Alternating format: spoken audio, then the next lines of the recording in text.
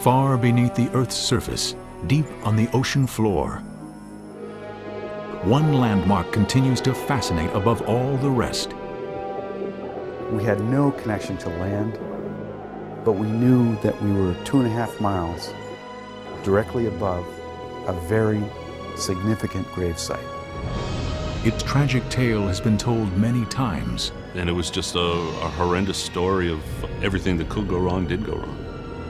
But there is another story, an ongoing technological drama, a high-tech adventure to discover and explore the mysteries of the RMS Titanic. Titanic was sort of this lost mythical thing, but then it suddenly wasn't. This is that story, a quest marked by failure, success, classified operations, and moral uncertainty. 90 years after the loss of 1,500 souls, the story continues to this day.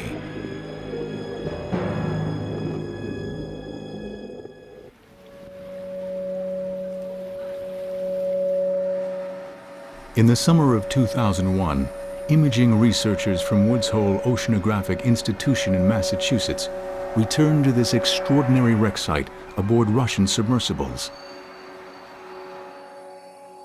The latest challenge, fine-tuning underwater high-definition cameras to capture Titanic in a clarity yet to be seen. The story of Titanic and the story of ocean technology are inseparable. Titanic serves both as inspiration, daring scientists to create new technology, and as a proving ground for their latest equipment and instruments. This is the story of those people, the amazing gear they develop, and the almost insurmountable challenges they face. I'm hoping that the resolution and quality of the high-definition systems that we're using will really bring the experience, the feeling that you're actually there. There's a lot of science that can be done on Titanic. We know that the day that it hit the bottom of the ocean. So we can study the impact of Titanic on the seafloor. We can study the kinds of animals that have made Titanic their home. But there is a paradox to this mysterious place. The closer technology brings us, and the clearer the picture, the more we become enveloped in its mysteries. By the late 1990s, anyone with a spare $36,000 can rent a Russian submarine, one of the handful capable of reaching Titanic's great depths.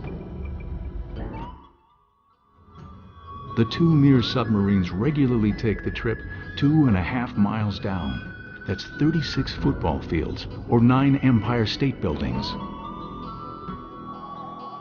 Today, it's all become rather routine. Of course, as any submersible pilot will tell you, one minor breach in the hull could mean that your head is about to be squashed like a tomato. Whenever we do see little drips, and we do see them, the first thing you do is taste it. And hopefully it tastes like fresh water, which is just condensate within the sphere. If it's salty, then you definitely have a problem. Working in 6,000 pounds a square inch, which really is the analogy of if you were to balance 2 double-decker buses onto a thumbnail, that's the equivalent local displacement of that pressure. Woods Hole is in the science business, not the shipwreck business, so they take a hands-off approach to the site. They play no part in the salvaging of artifacts, a for-profit business that began back in 1987. The exhibitions of those artifacts feed the ever-growing epidemic of Titanomania and the legions of self-proclaimed Titanic fanatics. Their numbers grow in 1997 with the release of one of the largest grossing films of all time, itself a marvel of technology and special effects. But Titanic is more than a trendy curiosity about a tragic event in history. It's a cautionary tale about blind faith in technology. Even the ship's captain was dazzled by state-of-the-art shipbuilding. Captain Smith said, "I cannot imagine a situation that would cause a modern ship to founder. Modern shipbuilding has gone beyond that." People in Victorian England came to trust in these wonderful scientific achievements. They put their reliance on the designer, on the builder, much as we do today. April 10th, 1912. A festive atmosphere meets the passengers as they embark on the RMS Titanic, the vessel they call the Wonder Ship. I saw what seemed like a huge building, passenger Edith Russell recalls. 11 stories high, with tier upon tier of glittering electric lights dressed over all. For some reason, the Titanic takes center stage. I think it's because World War I had not happened. There was this period of time just before the war, sort of a magical time, almost the time of a Camelot, if you will. Nicknamed the Millionaire's Special, the ship is known for its first-class appointments and opulent surroundings. Few remember that it is registered as an immigrant ship. In third class, there were something like 24 nationalities. Almost the entire spectrum of humanity was represented on board the Titanic. Many personal treasures are loaded on the ship, destined never to complete the crossing from Southampton, England to New York. Second-class passenger Stuart Collette isn't trusting his Bible to the baggage hold, though. His brother tells him to keep it with him for good luck, and he survives. This is the Gilded Age, a time of incredible progress.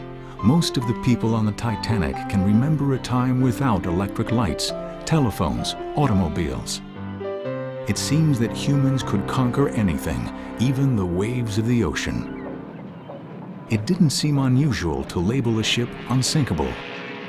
The words first appear in the pages of a very prestigious British shipbuilding journal, which in describing these watertight bulkheads said that the captain could move a switch, close the watertight doors, and make the vessel, quote, virtually unsinkable, unquote. Well, the popular press picked up on that phrase, and they managed to delete the word virtually, and so the unsinkable ship was born in the minds of the public. The ship's owners never called Titanic unsinkable, but the crew and passengers take it as gospel truth. Their confidence is further assured by a recent innovation on board, Guglielmo Marconi's wireless telegraph.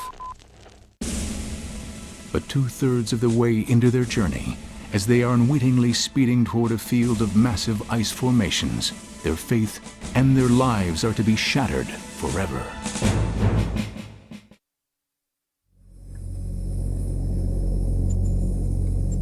The mighty bow of the Titanic, with its dripping rusticles, has become an icon of the last decade of the 20th century.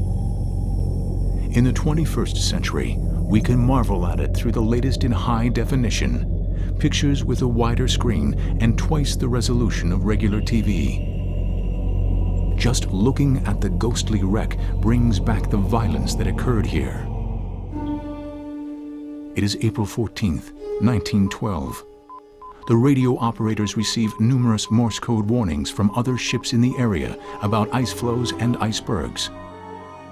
One transmission from the nearby steamship Californian is stifled by Titanic's chief wireless operator Jack Phillips. "Shut up," he tells them. "I am busy."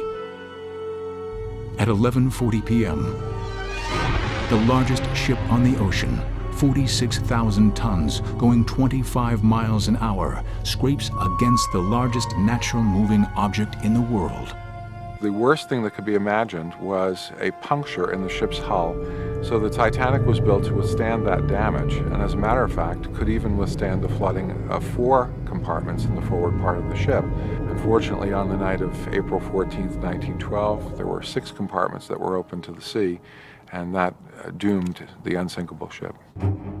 Just after midnight, Captain Smith gives the order to ready the lifeboats.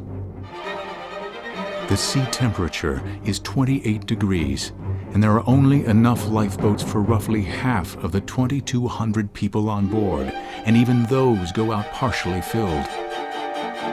The unsinkable ship dips below the waves at 2:20 a.m. on April 15th, 1912. It breaks into 2 pieces and plunges over 2 miles to the floor of the Atlantic. More than 1,500 souls are lost. Imagine, if you will, a supersonic jet filled with the most famous movie stars, the wealthiest people in the world, the owners of big business, and suppose that that jet were to crash. That's pretty much what happened with Titanic. I would really relate the Challenger, loss of the Space Shuttle Challenger, to the loss of the Titanic, where we sort of put a little too much faith in our technology and it bit us. Almost immediately after the sinking on April 15, 1912, people start speaking about locating and possibly raising the Titanic.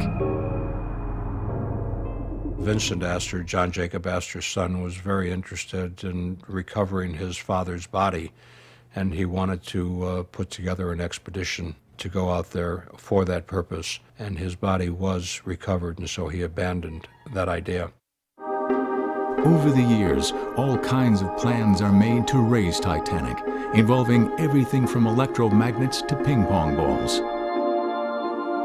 It was comical. And naturally, none of that would work. I mean, they forget to take into effect that if you take a ping pong ball just 10 feet underwater, it crushes, so let alone 12,000 feet. Even if these ideas were possible, first the wreck had to be located.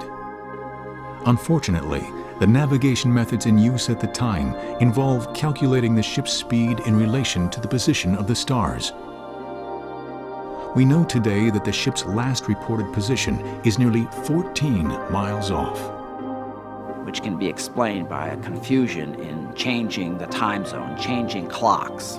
And so the most important fix of the navigation officer of his career, the most important fix for the captain of the ship to confirm, they actually flubbed and sent everybody to the wrong place for the rescue. There are few serious scientific attempts to locate Titanic. Then in the 1970s, Robert Ballard, a young scientist at the Woods Hole Oceanographic Institution, sets a unique goal. He and his colleagues decide to use their developing technology to solve the greatest maritime mystery of all time. Very, very early on, I knew that one of his goals was to go out there and see if he couldn't find it, while at the same time, obviously, testing the technology that he was working so hard on. The plan blossoms in 1977 when the Alcoa Corporation lends their salvage vessel, the Sea Probe, to the institution. The ship features a huge pipe apparatus that can send instruments 3,000 feet into the ocean. I went to Westinghouse Corporation, I bought a deep-towed sonar system. I went to the Navy and bought a big lighting system. And I borrowed about $600,000 worth of equipment to put on the end of the Alcoa Sea Probe. But inexperienced boat hands incorrectly fasten the pipe.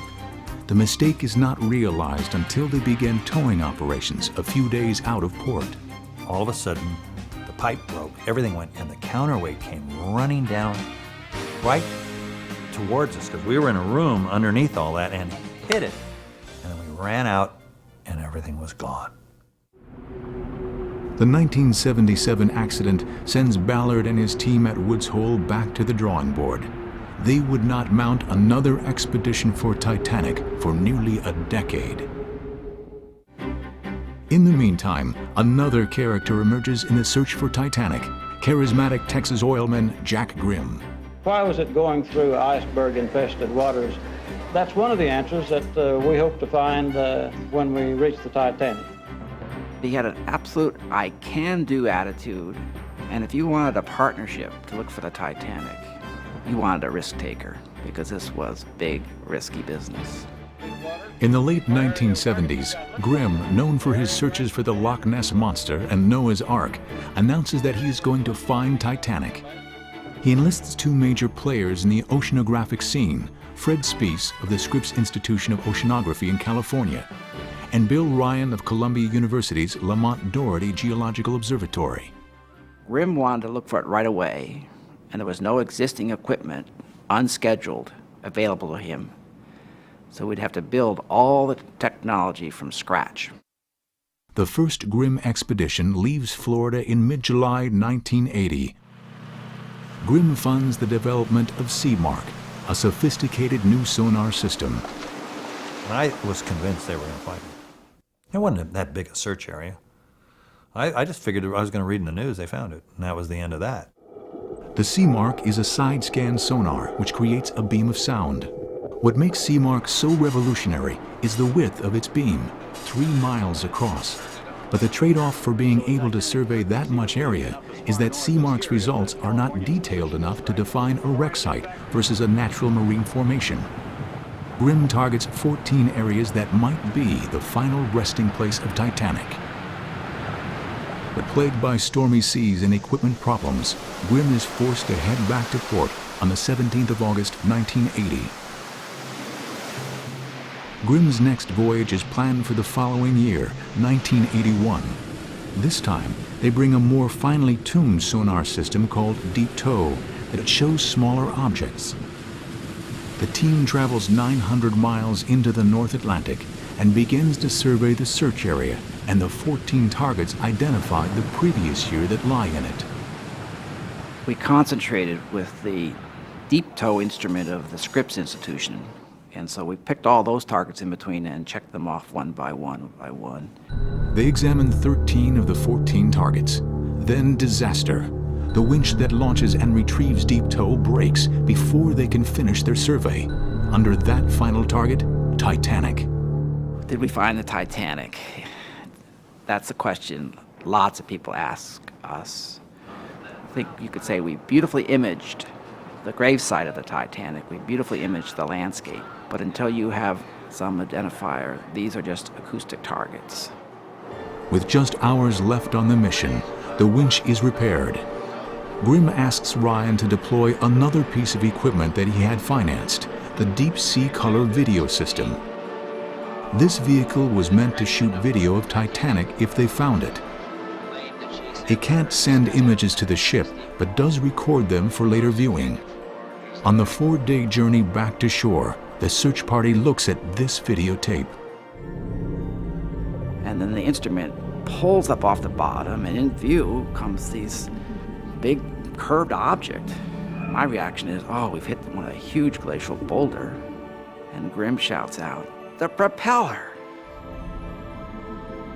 It would take 2 more years until a third Grimm expedition could be planned. The 1983 mission fails to confirm the alleged propeller again. I think we were all a little intimidated by, if they went out there and weren't able to find it, maybe it wasn't findable.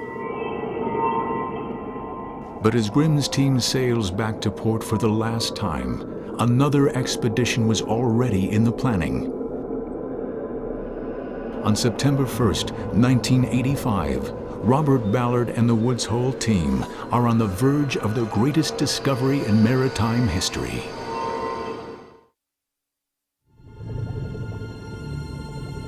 This is the Titanic debris field as it exists in the 21st century. Scattered on this muddy foundation lie items that mark over 2,200 lives. Did the unsinkable Molly Brown order this Clicquot champagne at a stiff $3.50 a bottle? Did William Stead eat soup from one of those bowls as he discussed his scheduled speech at Carnegie Hall? Did Father Biles use this bench to stand on as he gave scores of people absolution in their final moments? So many passengers and the daily items they used. But as recently as 1985, these objects were hidden by the Atlantic's cold darkness, waiting for someone to find them. After the flamboyant Texas oil man Jack Grimm fails to find the Titanic in 3 separate expeditions during the early 1980s, the media dubs the entire affair Grimm's fairy tale. Jack Grimm left a major contribution to science, a major legacy, this fabulous equipment that we used on many, many expeditions to essentially illuminate the ocean floor for the first time. But while Grimm is pursuing this so-called fairy tale, the scientists, engineers, and technicians at Woods Hole Oceanographic Institution are working on a concept they're convinced will open the mystifying ocean floor to the world. They call it telepresence, bringing video cameras to the depths of the ocean. By 1982, the Office of Naval Research contributes $2.8 million for the development of this telepresence system, particularly the Argo camera apparatus, named after the mythical ship that carried Jason and the Argonauts in their search for the Golden Fleece. To test Argo, they have their own Golden Fleece, Titanic, but the funds still aren't enough to mount an expedition. So then I went deeper into the Navy. And being a naval officer and having been involved in a lot of programs, I went to the other side of the Navy, the more classified side of the Navy, and I talked to them. I wasn't in the room, but I doubt the Navy called Bob Ballard up and asked him to go find the Titanic. It was his dream, it was his goal, and he convinced them, as we were doing other work for the Navy, that we should be able to take some of our time and go attempt this difficult task. The Cold War is still raging, and Argo can help the Navy with two separate problems. Two sunken submarines, one called the USS Thresher, sunk due east of Woods Hole in 1963. The other is the USS Scorpion, which sank just 5 years later, 400 miles southwest of the Azores off the coast of Portugal. The Navy wants Dr. Robert Ballard to use the new technology to monitor the nuclear stability or instability of those sunken subs and their nuclear reactors. So the Navy said, look, we want you to go find the reactors. We want you to completely map them. We want to find every square inch of these submarines. And that became our classified mission, secret mission. With additional Navy funding, Woods Hole engineers and technicians start bringing Argo to life in 1982. This 4,000-pound cage the size of an automobile, filled with 3 specialized dark vision cameras and sonar, will be a leap ahead in deep-sea imaging. In some cases, depending on the type of vehicle, you may be power limited into the amount of light that you can bring. So usually we use very low light or very high sensitive camera systems for imaging in the deep sea. In 1984, Argo sees its first action in a secret mission to the USS Thresher. The Thresher was just destroyed. It was just like passed it through a shredding machine. We knew where it was because they'd visited, but they had never mapped it. They just went down and looked around. But they'd never done a systematic search. They never found the reactor. Having found all of the remains of the sub, Ballard wants to push farther out into the Atlantic to find Titanic. But there is another hurdle. Woods Hole is a science institution, and its management isn't convinced that finding the Titanic or any shipwreck is the best use of its resources. First of all, they're hazardous. They tend to be covered and festooned with nets and cables and things that are entanglement hazards. And then secondarily, from a research standpoint, they're not the best subject matter. It was not that they were passive. They did not want me to do it. And so that was tough. Ballard persuades the institution that finding Titanic will be a high-profile way to test their new technology. In addition to the funds from the Navy, Ballard seeks a partnership with the European counterpart to Woods Hole. The French Institute for Research and Exploration of the Seas, or IFREMER, joins the effort. They come up with a two-pronged attack. The first leg of the voyage gets underway on June 24, 1985. IFREMER scientist Jean-Louis Michel begins the search for the Titanic. He will employ his new sonar acoustique remorqué, or towed acoustic sonar. The SAR is a side-scan sonar. That means the sonar is flying not far from the bottom, about 400 to 500 feet from the bottom, and the SAR could dive to 20,000 feet, and it was brand new for that. The plan was the French sonar system called SAR would find the wreck, and then we would go photograph it. Ballard and the Woods Hole scientists joined their French colleagues on board the French research vessel La Syrah on July 22, 1985. The party steams to the search site and deploys the SAR directly over Jack Grimm's unchecked target.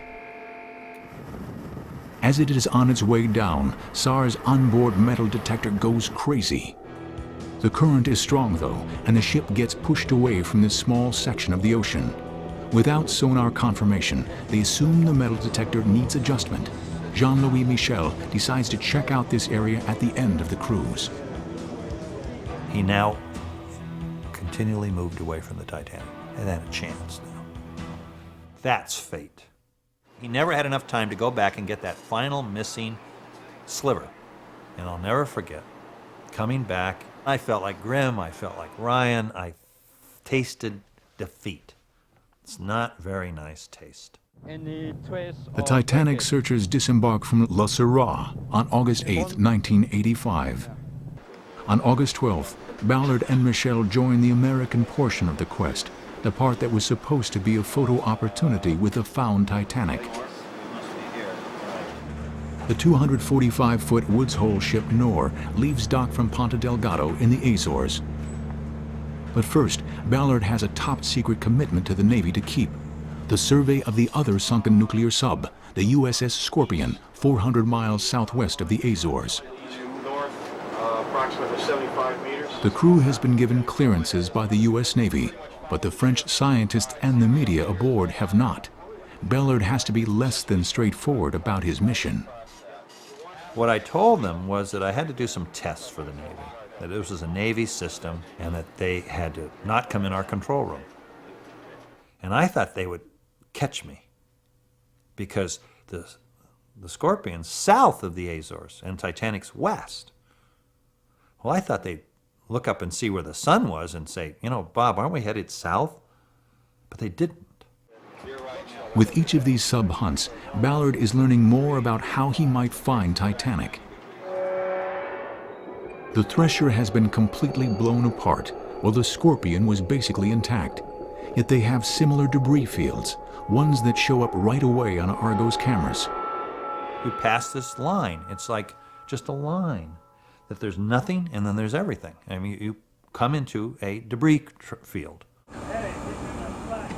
It's a lesson Ballard will remember. In accordance with his agreement with the Navy, he's now free to do what he wishes with the rest of his time on this voyage. On August 24th, the Nor, packed with expectant French and American scientists and researchers, arrives near the area where the French search had left off. Argo's video cameras will prove or disprove Ballard's idea that video is a better search tool than sonar. Bob just zigzagged up the eastern end of the survey area, gambling that if he did the zigzags tight enough, he would intersect the debris. Quickly, though, the crew's morale plummets as days click by without a trace of the elusive wreck. It was very, very tedious in a lot of ways. It was, frustrating. You really wanted to see something. Day after day it was becoming very monotonous, very routine, not finding anything, just looking at mud, and an occasional fish would swim by. And people definitely were becoming disheartened. As I recall, people were sort of checking off the hours until we could head home. August slips by. The crew is just 4 days away from their return date. It seems Titanic has evaded yet another determined and skilled search party. Then, just before 1 a.m. on September 1st, 1985, everything changes. It was just another watch. We'd all been used to staring at black and white images of the deep sea floor, of a featureless deep sea floor for, watch after watch after watch. And in this watch, we started to pick up little objects here and there. They weren't rocks, they weren't fish, they weren't sand waves, they were very angular bits of something. And as it turns out, as history will tell you, that what the first images were coming back up were of the boiler, with the very recognizable pattern of rivets in the face of the boiler. It's a boiler! It's like a boiler! Yes, yes. Fantastic! All right! We're gonna nail this too! There's no mistaking it. The object is an early 20th century coal-fired steamship boiler. It is past midnight. The crew aboard the Nor awakes. Well, you just should have seen that boiler when that We'll see it. You didn't get excited, did you? Okay. All right. Of course, my first reaction was to roll over and go back to bed because the big joke on the trip had been, hey, wake up, we found the Titanic, you know. Dr. Ballard rushed into the cabin, threw the door open, yelled, "We found it."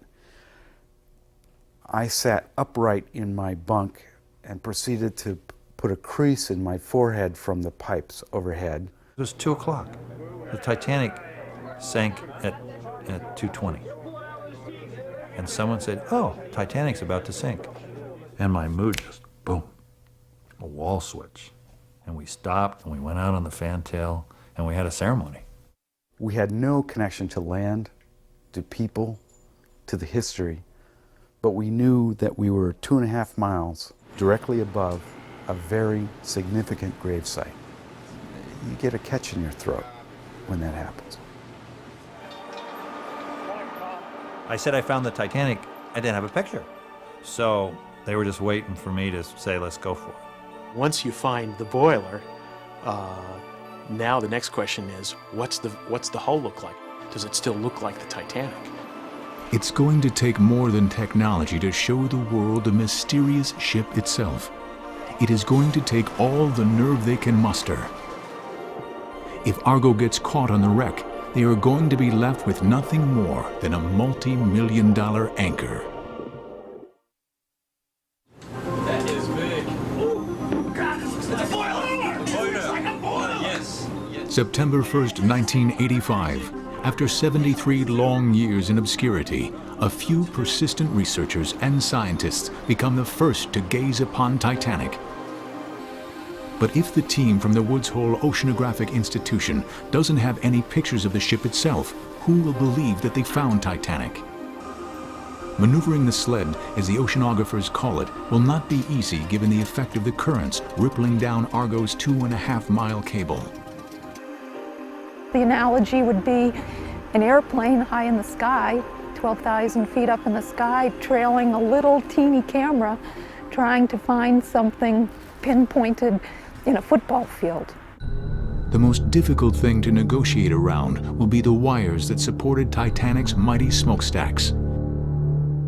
The good thing about that, you're not risking humans. There's no personnel involved, but the cost of the equipment is substantial, and it's a career breaker to lose some of this equipment in that manner. The crew holds its breath. Watch attention, tension watch. The stacks were gone. Thank God, the stacks were gone, and with it all the rigging. So I had a clean top. We had just done something that none of us had ever done before. And we knew we were at the edge of the technology. We pushed it to its limit, and we got out free. And I remember those first passes with the Argo sled over the ship, and how absolutely thrilled we were that we immediately recognized what we were seeing.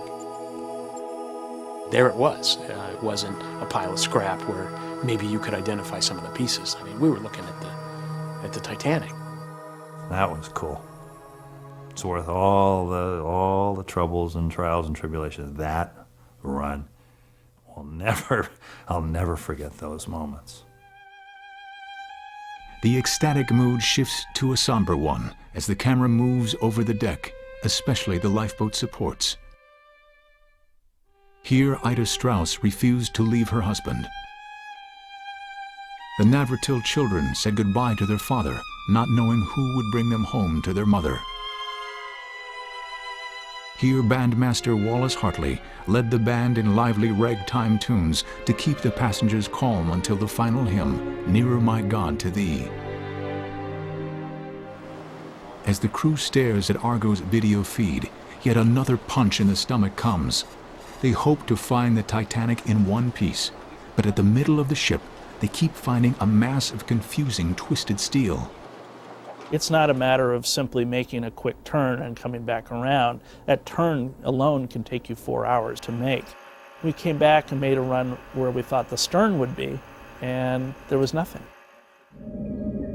Key eyewitnesses on the night of the sinking, like Jack Thayer, were right after all. The two sections of the ship had broken apart between the third and fourth funnel and now lie 2,000 feet away from each other. Jack Thayer made a series of sketches. One of these drawings shows the ship breaking in two at the ocean's surface. And it took another 75 or more years before a determination was made that the Titanic did break in two on the surface. Just one day after these explorers find the ship, a raging storm blows in. To save the multi-million-dollar vehicle, it is brought back to the deck for the last time during this cruise on September 2nd, 1985. But the crew has another trick up its sleeve, the acoustically navigated Geological Underwater Survey, or ANGUS. This war horse is over 10 years old, and the crew was willing to risk losing it. Like Argo, ANGUS is dragged below the Nore, but instead of shooting video, it takes 35mm stills, photographs that can only be developed after it returns to the deck. And because it can't send a real-time video signal back to the ship, controlling this dope on a rope, as it is nicknamed, is much more difficult. You know the location of the vehicle, and you know its distance off the bottom, and that's all you know. You don't know if it's about to fly into a cliff or if it's about to fly under some jagged piece of metal. So flying Angus was a real art. Angus snaps thousands of pictures, including the world's first up-close look at the debris field. These everyday items bridge the years from 1912 to 1985 in a way no one could have predicted.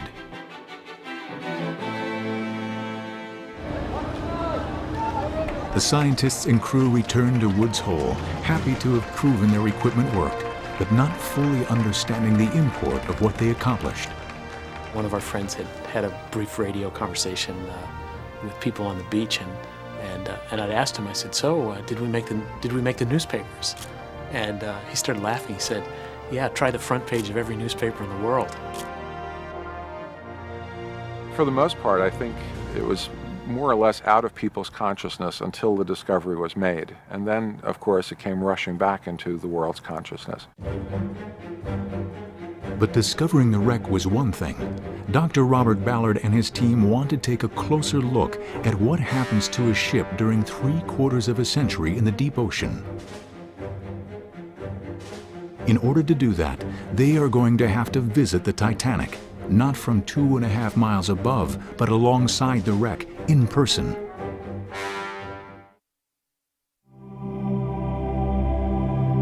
The deck of the RMS Titanic, the scene of some of the most dramatic moments in maritime history. Here, families parted. Here, men were ordered out of lifeboats at gunpoint to make room for women and children. Here, hundreds prayed for mercy on their souls. For 73 years, it sat in darkness, until a team of scientists and engineers shine a light on it. Will someone dare tread on this deck once more? For the researchers at Woods Hole Oceanographic Institution, the chance to prove to the world and themselves that they can open up this strange environment proves irresistible. There were a lot of issues that people wished to know more about, and certainly a lot of them were not scientific, but some of them were. The Titanic was just a great destination to go to. It's something that you just couldn't leave behind. It is several months after their discovery of Titanic in 1985. The researchers start to make preparations to document the site up close. The only way to do that is in a specialized submarine called a deep submergence vehicle, and Woods Hole just happens to operate one of the few in existence, the U.S. Navy-owned Alvin. With a manned vehicle such as Alvin, you get to look out firsthand and see the things you would expect to see if you were really there yourself, which of course you are, versus the view that you get from a cable-controlled vehicle, which is a television view. Though it can reach these great depths, Alvin has a maximum speed of just under 2 miles an hour. So while it makes far more sense to search for Titanic using unmanned vehicles that can stream through the water and stay down for days at a time, Alvin is the perfect vehicle to explore the wreck in person. There is a lot of competition to be on the ship for the Titanic dive. There's a limited number of bunks on the boat. Seniority rules. You pretty much had to earn the right to make it on that particular trip because we knew it was going to be very, very interesting. And it was. The Woods Hole team wants to explore the interior of Titanic, but Alvin is too large to go inside safely. The U.S. Navy has already provided funds for Ballard to construct a small robotic probe to penetrate the torpedo tubes of the sunken nuclear sub, the USS Scorpion. Their goal, to try to examine the status of any live nuclear weapons which might still be on board. Once we found the Titanic, it meant we could actually now explore it with this technology that we'd really developed for the Scorpion. Ballard gives his team at the Deep Submergence Lab the go-ahead to start work on the tiny robot. They adapt key systems from a larger robot currently in blueprint stage called Jason. They dub the smaller robot Jason Jr. or JJ. The plan is to attach the probe to Alvin by a tether. This vehicle was developed with the idea that it would allow the submarine to send a camera into areas and spaces that were hazardous or too small for the vehicle, for the submersible itself to go into. Dr. Ballard came to us and said, I need a swimming eyeball. I need a robotic vehicle or a TV camera that I can put inside underwater wrecks. We were to leave the next day for the Titanic, and we still hadn't ever had Jason Jr. on board Alvin and in the water and working. The Woods Hole research vessel Atlantis II leaves on July 9, 1986, with the engineers still trying to make sure Jason Jr. will work in conjunction with Alvin. And just as in 1985, the Navy intends to share the technology for its covert operations. But this time, the plan is for the operations around the Titanic to take place first. Then, as the world is focusing on the results, the Navy will use the same equipment to further explore two of America's sunken nuclear submarines. July 12, 1986, the Woods Hole team returns to the satellite position they left nearly a full year before. By the next morning, they are ready to attempt their first dive with a submersible, with Jason tucked into its cage aboard Alvin. There's a heightened state of anxiety among the crew. Diving near a wreck in freezing water 2.5 miles under the ocean is not a routine task. Cables are the things that can really bite you. If they get wrapped up in a prop or something snagged, then you've got a problem, because then you're anchored to the wreck. Folks in 1912 put all their faith into this new technology to sail them from one side of the ocean to the other. Well, here we were, putting all our faith in another machine to transport us from the surface to the bottom and back again. After all this time, someone will be paying this monument a visit. 8:30 a.m. ship time, July 13th, Dive 1. Alvin's crew is filled with both fear and expectation. The three men, Bob Ballard, pilot Ralph Hollis, and co-pilot Dudley Foster, settled in for their 2.5-hour descent. Well, the first dive was sort of like the Titanic. Everything went wrong. As soon as we got in the water, everything just bellied up. We started getting water leak indication in our batteries, which started cause a lot of concern, because when you get salt water mixed with lead-acid batteries, it's a really bad thing. Then we lost our sonar, so we're blind acoustically. So here we are on the bottom of the ocean. Somewhere around here is the Titanic. We were sort of moving around the bottom blindly, you might say. We could only see about 40 feet.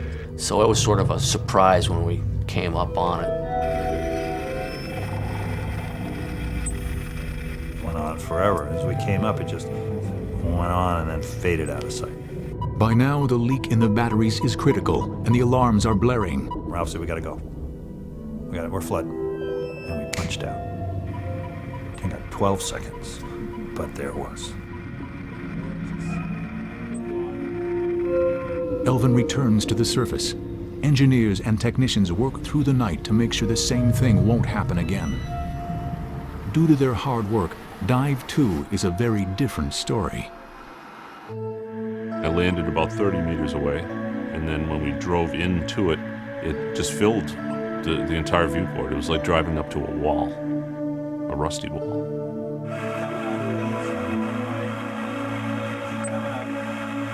When we went down and actually got a close look, all that was left of the pilot house almost was just the steering control module sticking up. Keep going. Equipment problems plagued Jason Jr.'s engineers, but so far, no problem is life-threatening. Until July 24th, when everyone's worst fear comes true. The danger starts as Bob Ballard, Dudley Foster, and Martin Bowen send their robotic probe toward the ship's inner stairway. I got a little adventurous with the robot at one point. We went down the boat deck, over the rail, toward the promenade deck. I realized that the tether had gotten pinched in a portion of the railing. So now I had to figure out, well, okay, now I've made an anchor for all three of us. And if I can't get this free, and if the explosive bolts don't go off, we're anchored here forever. What I did was turn the robot around, look at us, look at the catch point, and fly the robot on a path that would pull this out of the pinch point and allow the submersible to bring the tether back in. It was kind of automatic for me, but I think for the other two people in the submersible, it was kind of tense. A lot of tether out. In all, there are 12 different dives, most of them highly successful. But perhaps the highlight of the entire cruise is Dive 3, when Martin Bowen maneuvers JJ down Titanic's first-class grand staircase. That was really spooky because it's just this giant hole up on the top, and I had to set the sub on the deck there and move ahead far enough for JJ to go straight down. Amazingly, they find a crystal lighting fixture hanging almost as though the violence of April 15th, 1912 never happened. To see this sort of crystalline light fixture was one of the things that really made it a personal experience to me, that those human sort of artifacts, that gives you the connection. I felt like I was dancing in the ballroom. It was a culmination of everything. I mean, the 86 expedition was a celebration. I mean, it was over. In the absence of more testing or hard science to do here, the Woods Hole team leaves for home on July 24th, 1986. Everyone was fixated on my Titanic expedition. They didn't know that right after we did Titanic, the ship left again. It left with Alvin, left with Jason Jr., and went and did the Scorpion. And the Thresher. And the press never caught it. In recently declassified footage, we see Jason Jr. specially reconfigured to fit through the Scorpion's missile tubes, the better to examine the status of the nuclear weapons on board. Even as the Navy does its investigations at the submarines, Woods Hole technicians are back in their labs, sifting through the data they compiled on their mission. One key document is this mosaic, created from 100 images selected from the over 57,000 shots taken by the still camera device Angus in 1986. It gives a view impossible to capture any other way because there's no way to illuminate the massive structure in the inky darkness of its 12,500-foot depth. The whole scenario of Titanic's loss, the nature of the damage that she suffered from the iceberg, all of that has been rewritten as a result of the expeditions. With their duties at Titanic over, the scientists and engineers from Woods Hole take what they've learned from their equipment tests on Titanic and start building the next generation of deep-sea robots and imaging systems. visit to Titanic marks a high point in the careers of the team members, but it also leaves another kind of mark.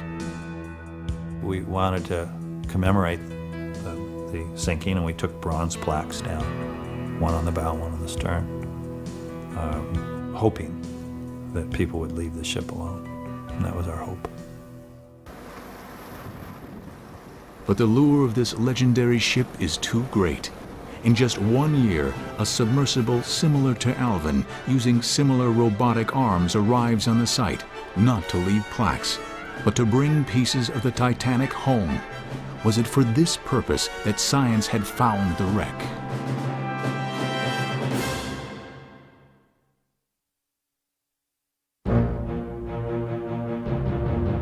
By the autumn of 1986, Titanic's location is no longer a secret, but it still holds many mysteries and, as it turns out, many artifacts, objects that people around the world are interested in seeing for themselves.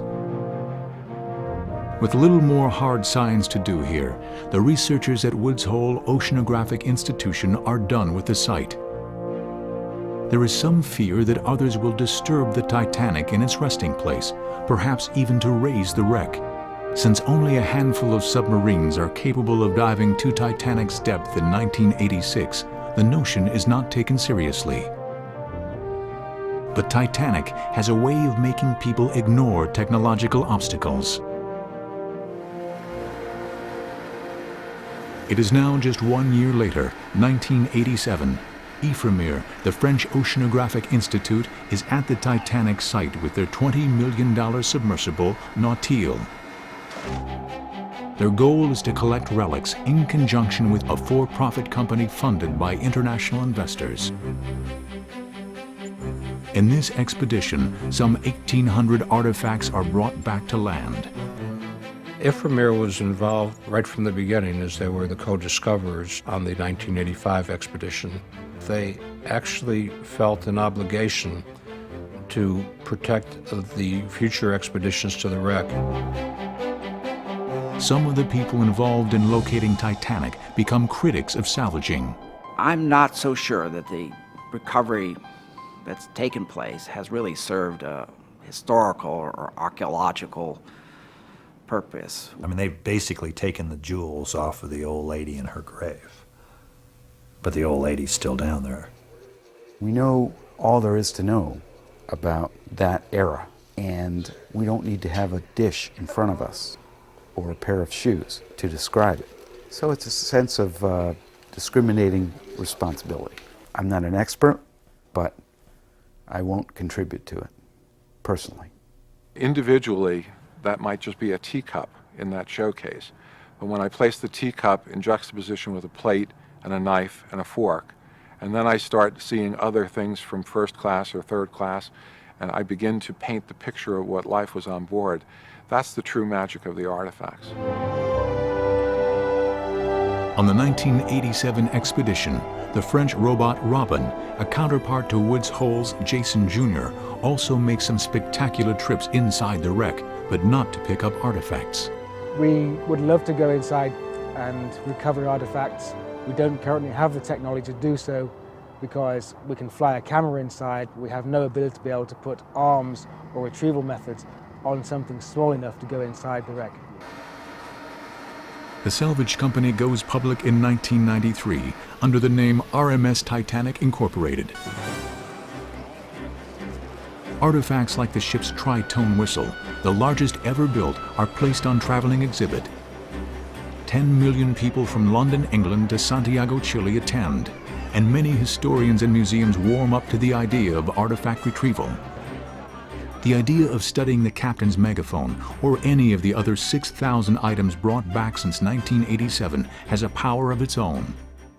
My personal favorite artifact, which I personally picked up in 1994, was 1.5 children's marbles.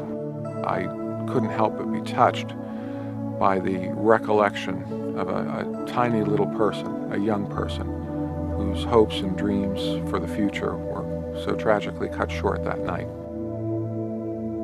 Another startling item is this bag found to have been owned by perfume salesman Adolf Saalfeld.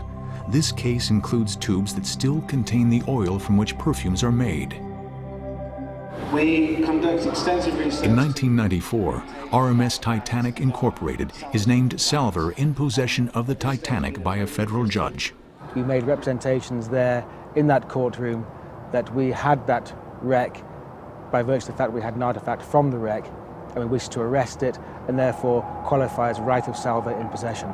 As a matter of fact, I recall Judge Clark saying that we don't want people fighting over this ship out in international waters and possibly killing each other.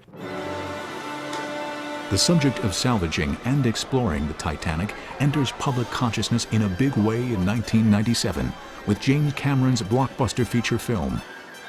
The plot of the film is triggered by a salvager played by Bill Paxton, who's looking for a priceless jewel thought to have been lost with the ship. The shot of the twin submersibles, the Russian-owned Mir 1 and Mir 2 at the very beginning of the film, is an indelible image. And when that opening scene came out where the two submarines fly in over the bow, I'd done that same thing. I did that for real. I wanted to stand up in the theater and say that.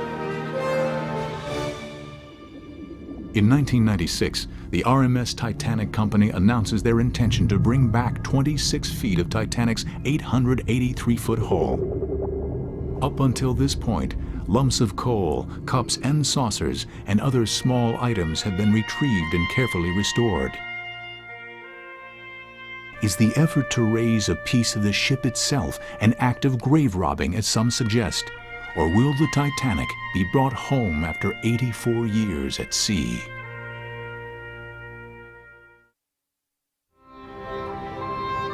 The long-held dream of raising the RMS Titanic is a practical impossibility, but that does not prevent people from attempting a symbolic raising, as new technology allows salvagers to retrieve larger and larger pieces of this once remarkable ocean liner.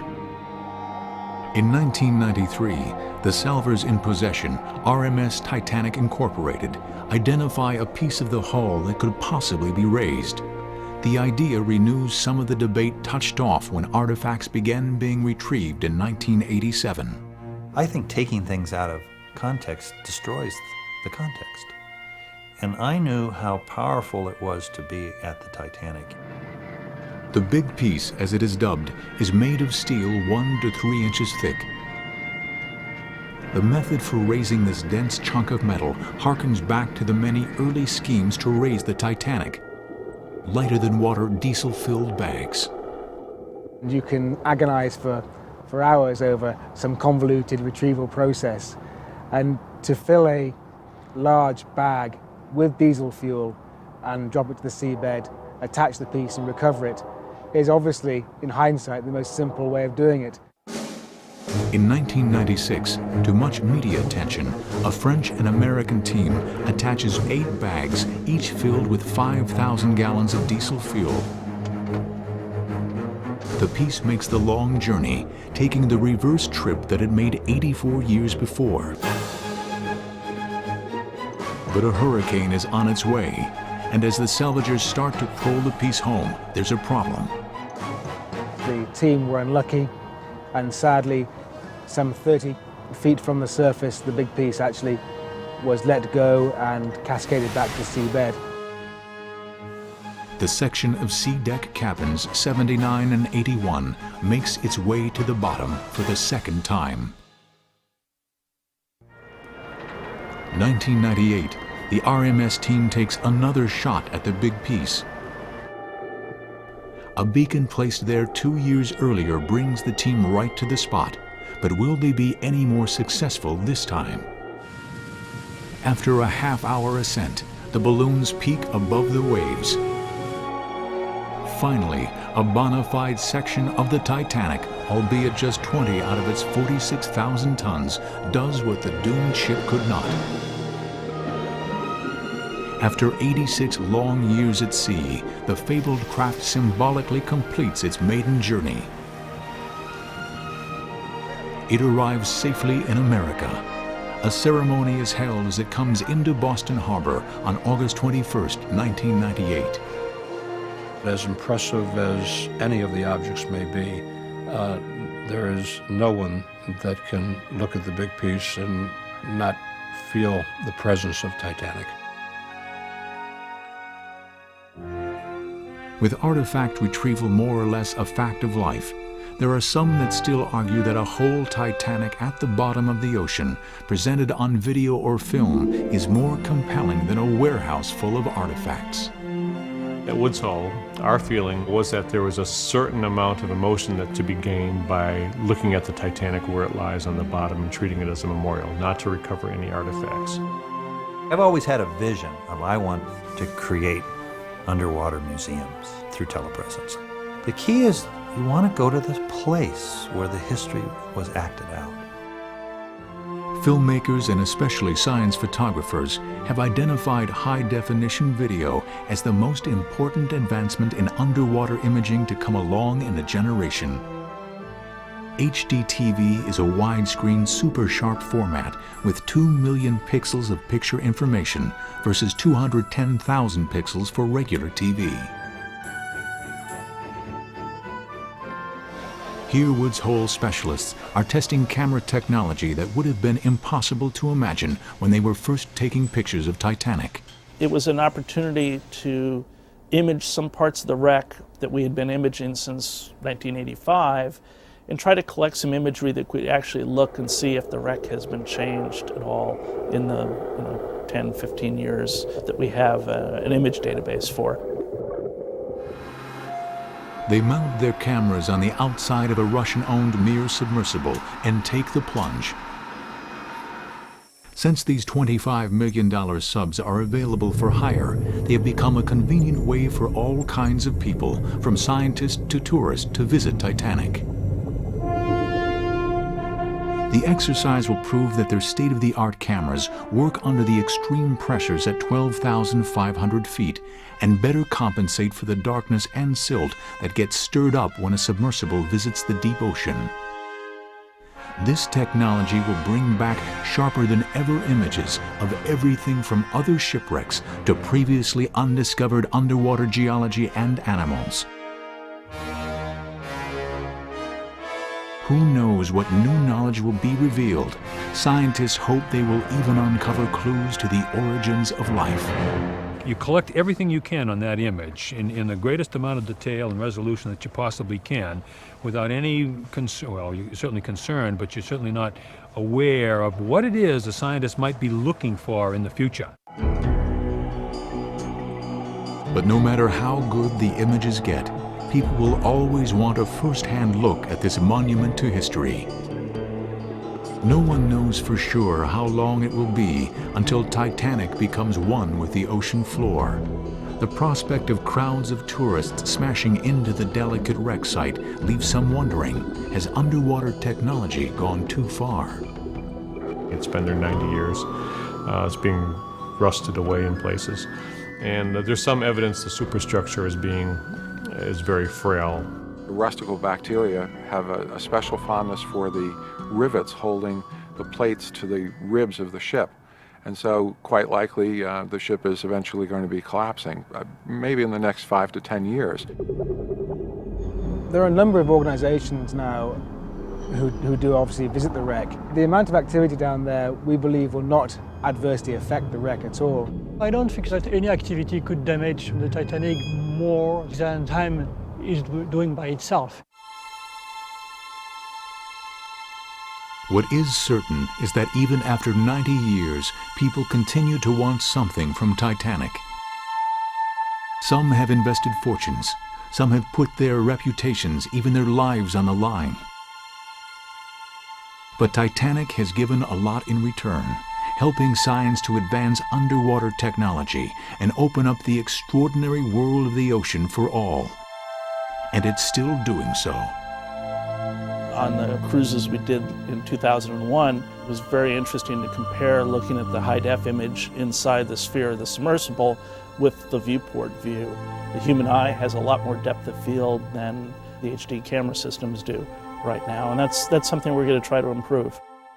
I might want to sneak back, but I don't think I want to go back with a big brass band.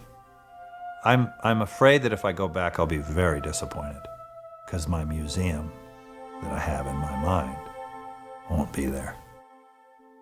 I don't know what it is about the Titanic. That ship just won't sink. It won't stay as a grave. There's other shipwrecks that more people perished on. Whether you're a little girl, a little boy, a man or a woman, the Titanic seems to find a magic button in you, and it's not the same button in each person. So it sort of puts out a chord of music, and in that touches all the buttons. From the early black and white images, to the clarity of high definition, to the remarkable technology that can touch the past, we remain drawn to the ongoing story of Titanic. It continues to be written by those dedicated to exploration. The site itself remains a memorial to those who died, guilty only of having too much faith in technology.